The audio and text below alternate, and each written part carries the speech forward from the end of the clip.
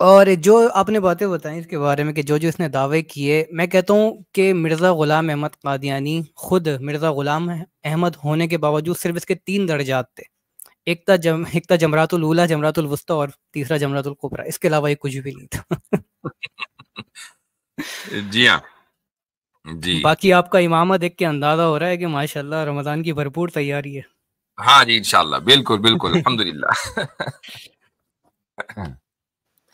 अच्छा अच्छा जी, तो हजरत, हम शुरू करते हैं लोगों जी। की दरख्वास्त आ रही है कि अगर तरावी की रिकॉर्डिंग जो है वो यूट्यूब पे अपलोड हो जाए तो बढ़िया हो जाए। हाँ, मैं इंशाल्लाह अपलोड करूंगा, कोशिश करूंगा इंशाअल्लाह।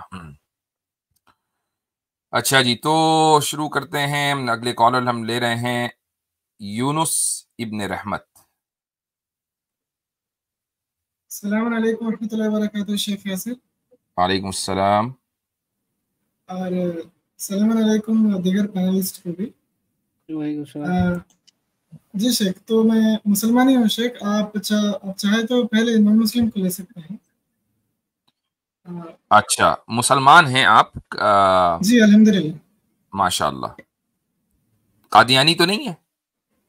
नहीं नहीं, बिल्कुल नहीं शेख। मैंने पहले भी आपकी स्ट्रीम ज्वाइन की थी जहाँ पर मैंने अच्छा, हिजाब के मसले पर सवाल किया था हाँ, अब कि याद आया, याद आया, याद जी आया, बिल्कुल। इट्स चले का। चले, ठीक अब है आप शेख। आ गए हैं तो आप अपनी बात रख लें फिर इंशाल्लाह। जी जी जज़ाकल्लाह खैर शेख। असल में शेख, मेरा सवाल इस मसले पर है कि आजकल नौजवान जो मेरी तरह है, जो मतलब मैं भी हूँ, यहाँ पर बहुत एक कंफ्यूजन क्रिएट किए जा रही है शेख। कितना फैला जा रहा है कि जर्ह व तादील के नाम पे मुफ्ती और स्कॉलर्स को क्रिटिसाइज किया जाता है कि फलाना वो वैसे हैं, फलाना ऐसे हैं। तो ऐसे करने करने की वजह से मेरे ऐसे बहुत से दोस्त हैं, वो बोलते हैं, मुसलमान ही है, वो बोलते हैं कि यहाँ पर ऐसी लड़ाई है। मैं तो साइंस को मानकर ही बहुत खुश रहता हूँ। ये मुझे तो इस्लाम पर विश्वास ही उठ गया कि मैं किस पर भरोसा करूं। हर जरह कोई बस तादील की लड़ता वजह से। फिरता है। जी शेख। माने शेख, फलाना मसलक के स्कॉलर एक और मसलक के स्कॉलर को बोलते हैं कि आप उनको ना सुने, वो या यहाँ में से नहीं है, वो अहले सुन्ना में से नहीं है। नहीं, वो बस। अलग मसला है, वो अलग मसला है। जी। वो तो यानी साइंटिस्ट भी कहते हैं, एक दूसरे के खिलाफ बोलेंगे कि ये आदमी, इसने अपनी तहकीक सही पेश नहीं की। वो तो इख्तलाफ तो हर जगह है। जी मतलब शेख, अब ये जो जख्म तअदील का कॉन्सेप्ट है नशे के, तो हदीस के नैरेटिव्स को क्रिटिसाइज करने के लिए है। तो कुछ भाई, स्कॉलर्स। असल में क्या जी है, देखें, मैं एक चीज कहना चाहूंगा, बात तवील ना हो जाए। वो ये कि जो ये कहता है मैं साइंस को मान के खुश रहता हूँ, गोया कि उसमें जरह तादील नहीं। जरह तादील तो फितरत, इंसानी फितरत है। उसके बगैर आप कोई भी इल्मी तरक्की कर ही नहीं सकते। यहां तक कि साइंस के मैदान में भी जरह तादील होती है, और वो इस तरीके से होती है कि आज आप किसी भी साइंटिस्ट से पूछें कि अगर उसको साइंसी मैदान में कोई तरक्की करनी है, कोई नजरिया पेश करना है, तो सबसे पहले वो थ्योरी अपनी किसी रेफरी जर्नल में छपवाएगा। कोई भी ऐसा मोतबर मैगजीन, जिसको हम रेफरी जर्नल बोलते हैं, उसमें वो छपेगा। लेकिन छपने से पहले ऐसा नहीं कि उसने जो है वो एडिटोरियल बोर्ड को भेजा और वो उन्होंने छाप दिया, नहीं। पहले उसका पीर रिव्यू होगा। पीर रिव्यू का मतलब क्या है कि उस मैदान के जो चंद माहिरीन हैं उनके पास वो भेजा जाएगा। वो उसको क्रिटिकली पढ़ेंगे, उसको अगर उनको क्रिटिसाइज करना होगा क्रिटिसाइज करेंगे। ऐसा भी होता है कि पूरा का पूरा आर्टिकल रद्दी की टोकरी में डाल दिया जाता है कि ये इस लायक नहीं है कि हमारे रेफरी जर्नल में ये छपे। ये सारा बैक स्टेज हो रहा होता है। अब आम आम बंदे को ये पता चलता है कि यार ये साइंस के की पोजीशन है, चूंकि फला रेफरी जर्नल में छप गया। भाई, हजारों आर्टिकल्स में से चंद आर्टिकल ही छप पाते हैं और बाकी रद्दी की टोकरी में डाल दिए जाते हैं, चूंकि वो उस स्टैंडर्ड पर नहीं है और जो साइंटिस्ट हैं उन्होंने उसको रद्द कर दिया। यही जरह तादील है। तो ये हर मैदान में होती है, ये हदीस में भी होती है। चूंकि इंसान, मशहूर मकूला है, कल इंसान मुरक्कबुम मिनल खता'i वन निस्यान, कि इंसान गलती भी करता है, भूलता भी है। तो मुहद्दिसीन या हदीस को नरेट करने वाले भी इंसान थे, फरिश्ते नहीं थे। उनसे गलती भी होती थी, वो भूलते भी थे, और कुछ गलत लोग मुहद्दिस बन जाते थे या नरेटर बन जाते थे। तो उसकी छान पटक तो बहुत जरूरी है। जी जी बिल्कुल शेख। असल में मेरा सवाल इस पर नहीं था शेख कि आज के जो स्कॉलर्स हैं, कुछ लोग वो आजकल के स्कॉलर्स पर क्रिटिसाइज करते हैं ये बोल के कि मैं जर्ह व तादील कर रहा हूँ। वो कुछ स्कॉलर्स को बोलते हैं कि ये अहले सुन्ना में से नहीं। ये लड़ाई देखकर, ये स्कॉलर्स के बीच की लड़ाई देखकर तो भाई, वो अगर इस्लाम छोड़ रहे हैं शेख। तो उसको कहिए कि अगर तुम स्कॉलर्स पर ईमान रखते थे तब तो तुम कल के बजाय आज ही छोड़ दो।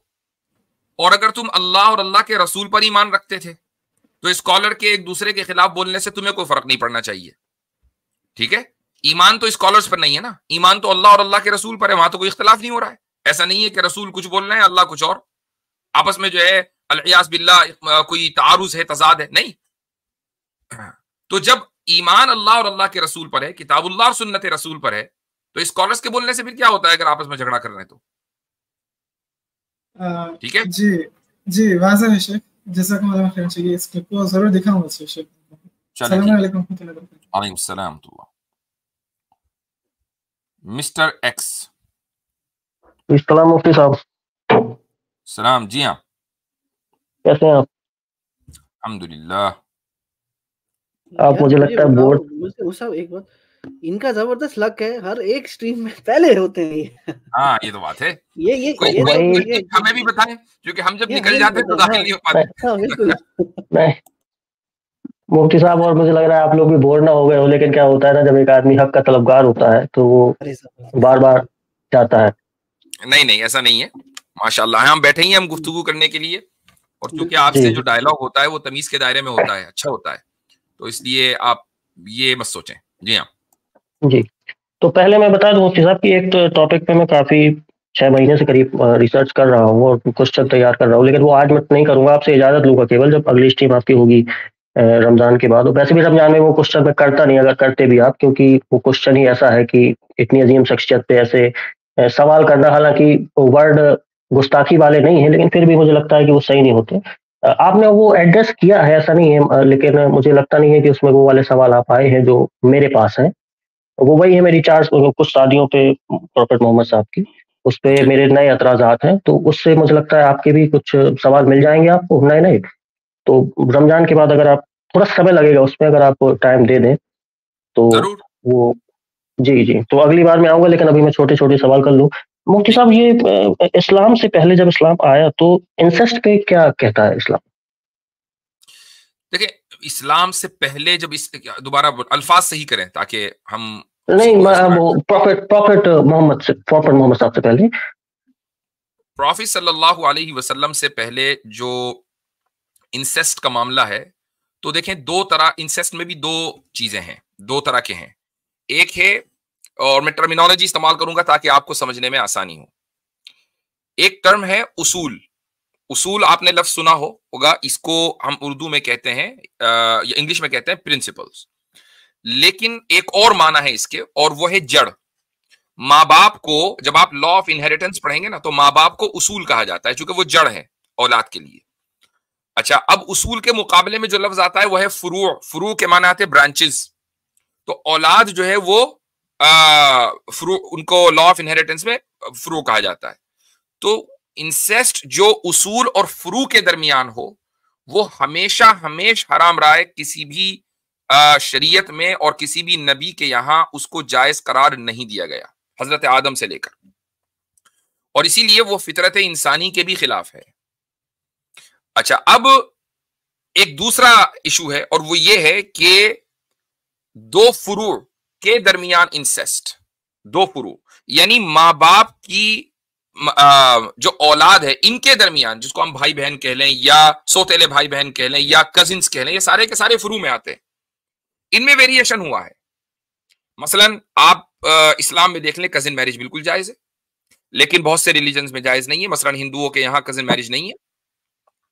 हालांकि अब आप ये कहें कि भाई यानी हिंदू जो है वो मुसलमानों पर एतराज करते हैं कि यार ये अपने कजिन से ही निकाह कर लेते हैं, ये तो खूनी रिश्तेदारों से निकाह करना हुआ, ब्लड रिलेटिव से। तो हम ये कहते हैं कि ये दरअसल आपस में इनका जो ताल्लुक है ये फरई ताल्लुक है। ये जो कजिन्स एक दूसरे से रिलेट करते हैं ये फरा है किसकी, जो असलुल उसूल दादा ये वहां मिलते हैं, या नाना वहां मिलते हैं, नाना नानी दादा दादी में मिलते हैं, तो लेकिन ये फुरू है, इनमें आपस में निकाह हो सकता है। तो ऐसे ही हजरत आदम अलैहिस्सलातु वस्सलाम की शरीयत में ये पॉसिबल है। हम ये नहीं कह रहे हैं कि इस बात का, ये बात तय हो चुकी है, ये पॉसिबल है कि नस्ल इंसानी को चलाने की हिकमत की वजह से टेम्परेरीली दो फरों में निकाह को जायज करार दे दिया गया हो। जी, नहीं, जो मुफ्ती साहब सूर्य निसा की आयत है 23, उसमें जो हराम औरतों का जिक्र किया गया है, माँ बहनें और बाकी भी हैं, उसमें लास्ट में एक वर्ड लिखा है कि जो पहले हो चुका वो हो चुका, तो उसका क्या ये मतलब नहीं है कि भाई बहनों ने आपस में इंसेस्ट किया होगा? जो पहले हो चुका वो हो चुका, सूर्य निसा में सूर्य निसा 23। जी जी जी जी, एक मिनट रुकिए, मैं पहुंचता हूं वहीं पर। इंडेक्स 5, जी हाँ, वअन तजमऊ बैन अल उख्तैन इल्ला मा क़द सलफ, ये आप तर्जुमा कर रहे हैं कि जो पहले हो चुका वो हो चुका। रुक जाएं, मैं इसका तर्जुमा भी खोल लूं ताकि बात बिल्कुल वाज़ेह हो जाए। आपने आयत नंबर कौन सी बताई थी? 23। अच्छा जी, हाँ, तो अब इसमें यह है कि तुम दो बहनों को एक साथ निकाह में जमा, और ये बात भी हराम है कि तुम दो बहनों को एक साथ निकाह में जमा करो, अलबत्ता जो कुछ पहले हो चुका वो हो चुका, बेशक अल्लाह बहुत माफ करने वाला बड़ा मेहरबान है।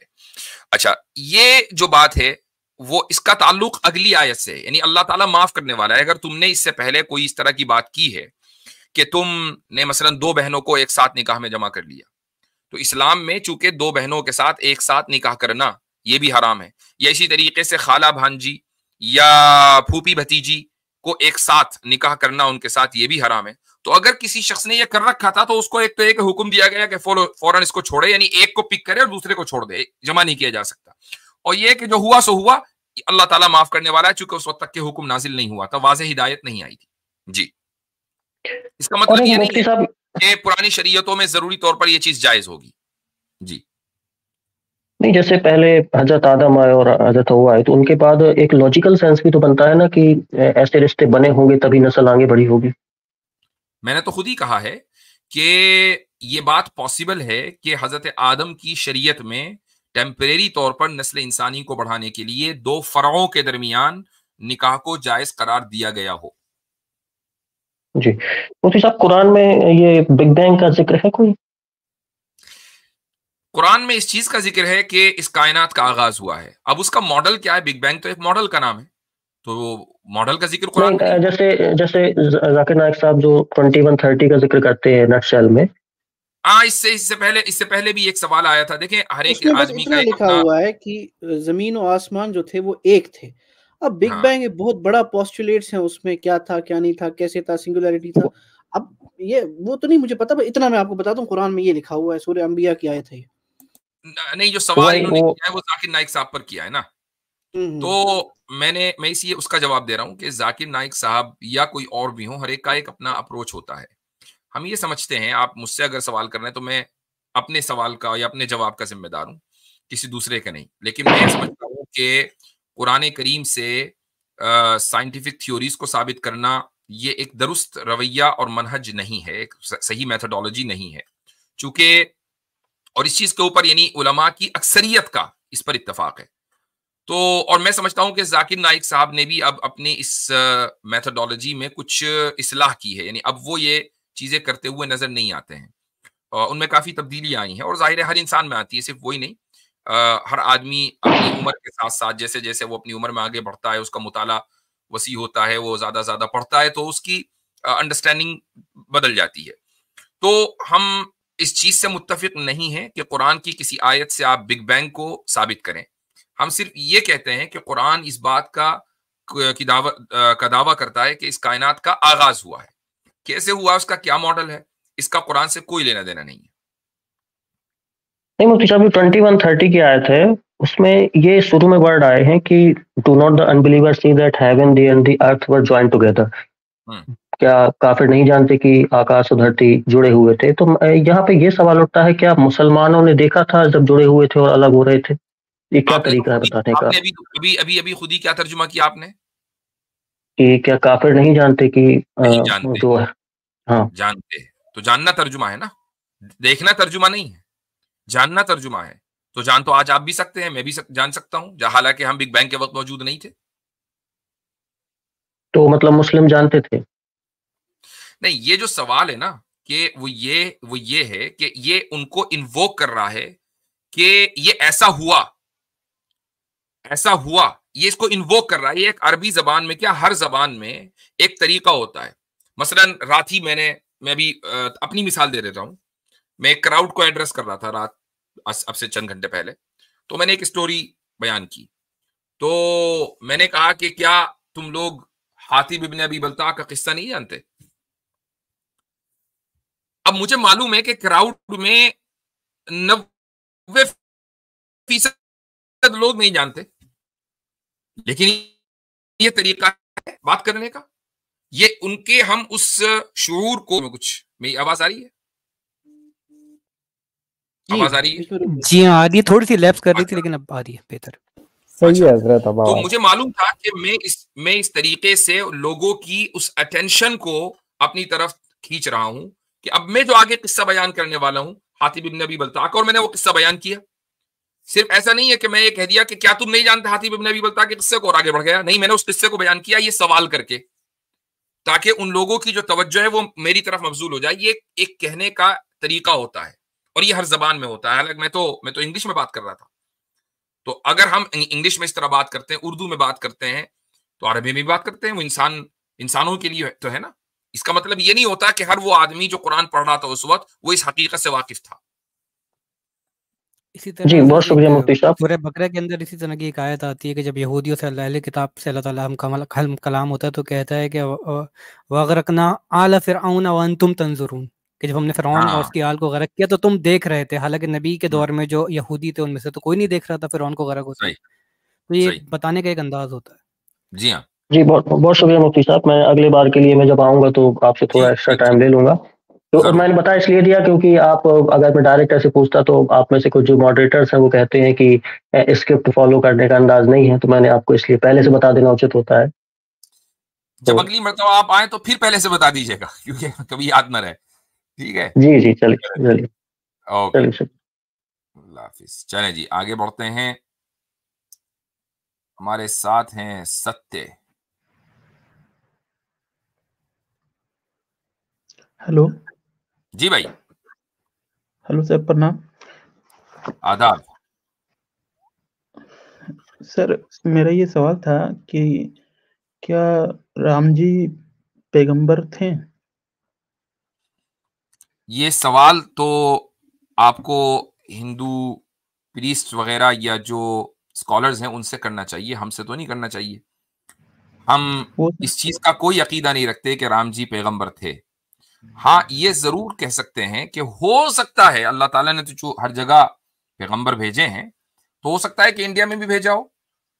तो और इंडिया में जिनको भेजा हो वो पता नहीं कौन हो सकता है कि उनकी कुछ किस्सों को आगे चलकर ये कह दिया हो कि भाई ये राम जी हैं। ये सारे स्पेक्यूलेशंस हैं, इनके पीछे कोई सबूत नहीं है, कोई हकीकत नहीं है।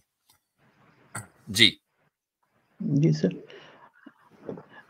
अगर सर जैसे कि मेरा यहाँ इस्लाम का मतलब कोई बताने वाला है नहीं, आसपास में को दूर दूर तक इस एरिया में है ही नहीं, तो हम सर कैसे जान सकते हैं? यूट्यूब द्वारा ठीक रहेगा सर? देखिए, सोशल मीडिया के ऊपर जो इंफॉर्मेशन आती है वो अनफिल्टर्ड होती है और अनरिस्ट्रिक्टेड होती है। इसका मतलब क्या है कि वो सही भी हो सकती है, गलत भी हो सकती है। आप खुद देखें कि फेक न्यूज दुनिया में कहां से फैलती है। फेक न्यूज सोशल मीडिया से फैलती है।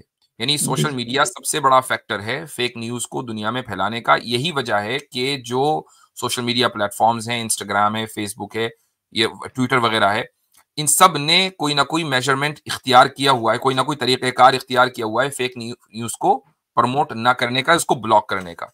मसलन अगर आप ट्विटर पर फेक न्यूज चलाएंगे तो साथ में एक टैग लाइन लिखी हुई आ जाएगी ट्विटर की तरफ से कि असल वाकया यूं है। तो जो भी आपकी उस ट्वीट को देखेगा साथ में असल वाकया भी लिखा होगा, ताकि पता चल जाए कि भाई ये जो बंदा कह रहा है वो गलत कह रहा है। फेसबुक वाले तो डिलीट ही कर देते हैं, आपका अकाउंट रिस्ट्रिक्ट कर देते हैं। तो सबको पता है कंपनियों को कि फेक न्यूज यहां से फैलती है। तो अगर आप यूट्यूब, सोशल मीडिया के ऊपर इस्लाम को समझने के लिए रिलाय करेंगे तो हो सकता है कि आप सही बात तक कभी ना पहुंच सकें। इसलिए सबसे बेहतर क्या चीज है? सबसे बेहतर यह है कि इस्लाम का जो दावा है वो जूं का तूं जैसा है, जैसा इस्लाम है वैसा कुरान में लिखा हुआ है। आप कुरान को न्यूट्रल होकर अपनी जो लोकल लैंग्वेज है, व्हाटएवर योर लोकल लैंग्वेजेस हो, जिसमें भी आप कंफर्टेबल हो, हिंदी हो, इंग्लिश हो, हर जबान में तर्जुमे मौजूद है, उसको पढ़ लीजिए, और पूरा पढ़ें। ऐसा नहीं कि आपने एक सूरत पढ़ोगा कि यार ये समझ में नहीं आ रही, छोड़ो ना, पूरा पढ़ना है शुरू से लेकर आखिर तक के। और उसके बाद फिर आपको, और आप क्वेश्चन लिखते जाएं, आप एक नोटबुक में क्वेश्चन लिखते जाएं। हो सकता है कि जब जैसे जैसे आप क्वेश्चन लिखेंगे ना और उसका जवाब आपको नहीं मिलेगा, आप आगे बढ़ेंगे तो उसका जवाब आपको मिल जाए, तो आपको खुद उसको क्रॉस करना पड़े। अब जब आप इस तरीके से उसकी स्टडी कर लेंगे तो अगर क्वेश्चन रह गया तो फिर आप हमारे पास आइए, इंशाल्लाह उसका जवाब देंगे। जी सर। सर ये सुन्ना फर्ज क्या है सर? सुन्नत क्या चीज है? सुन्नत और फर्ज। फर्क क्या है? ओके, फर्ज उस चीज को कहते हैं जिसको हम अंग्रेजी में ड्यूटी बोलते हैं, कि आप उस ड्यूटी से यानी पीछे नहीं हट सकते, ड्यूटी आपको अंजाम देनी है। ऐसे ही फर्ज है, फर्ज वो चीज होती है कि जिसको करना ही करना है।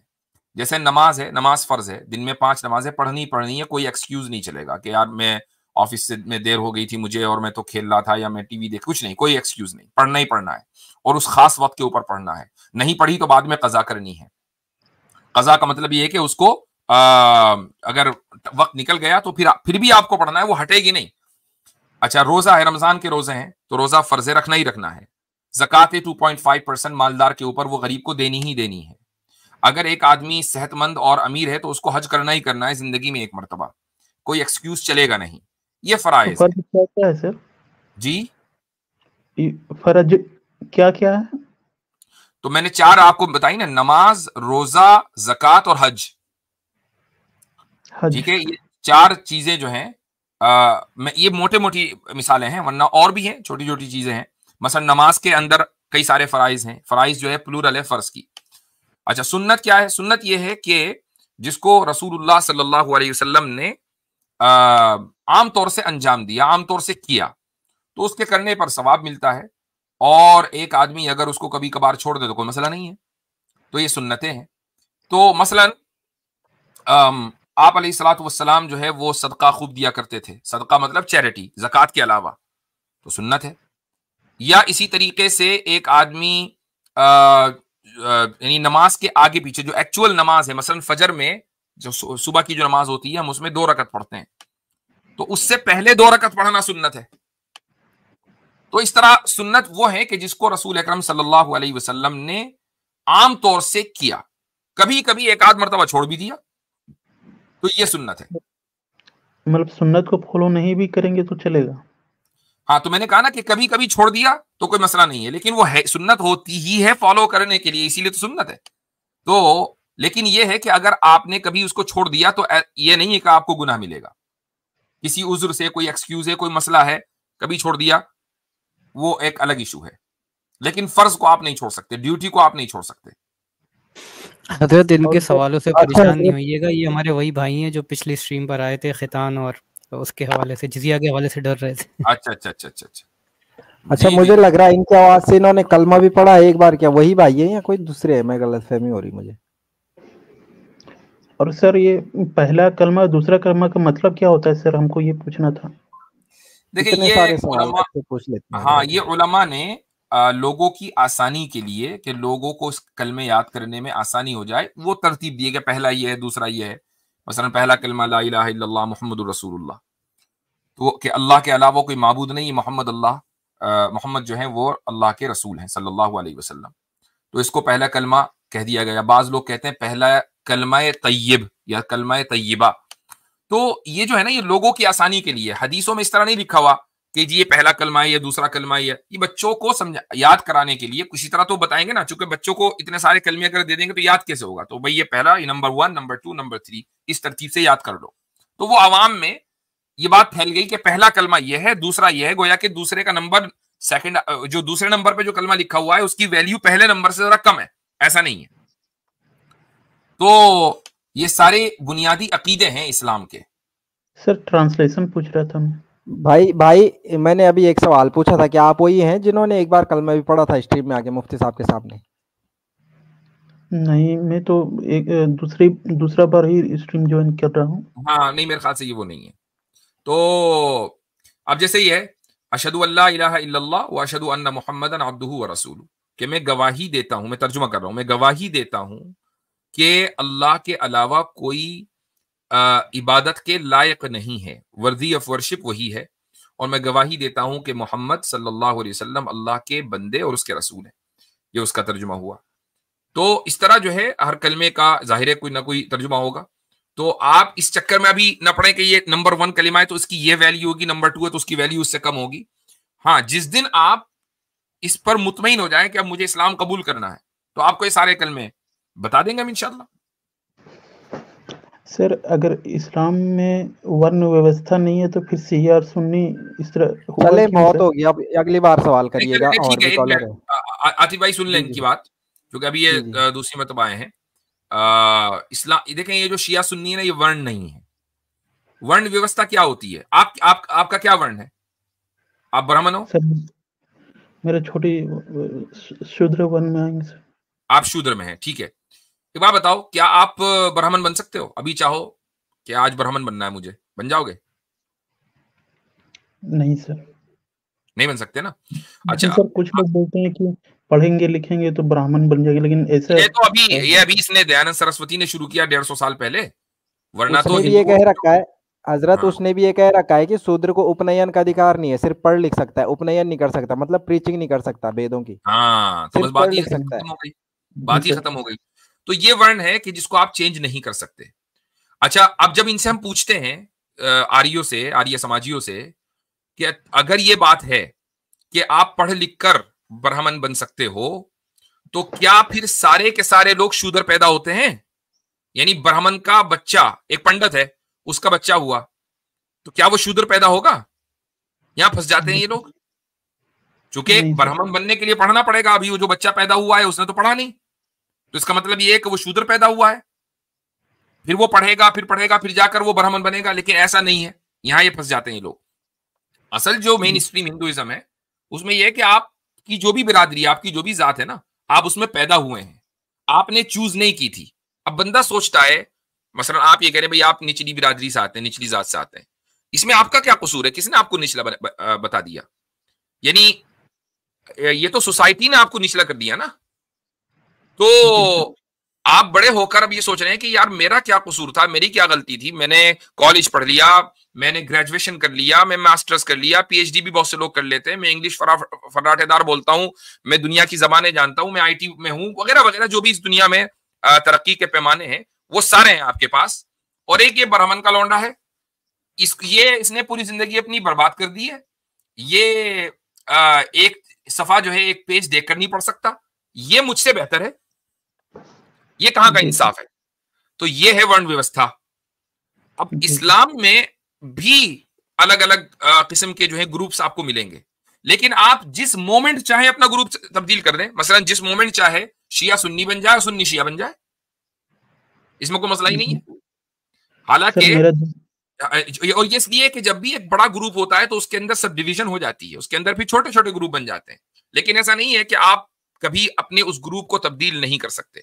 जो चीज आपको सही लग रही है, मास्टर बहुत से शिया सुन्नी बनते हैं, उनको जो सुन्नी जो थियोलॉजी है वो ज्यादा सही लगती है तो वो सुन्नी बन जाते हैं। जी सर आतिफ भाई से मैं ये कहूंगा कि 2 सवाल और है, प्लीज हमको पूछने दीजिएगा, क्या है कि कोई बताने वाले में से नहीं है यहाँ।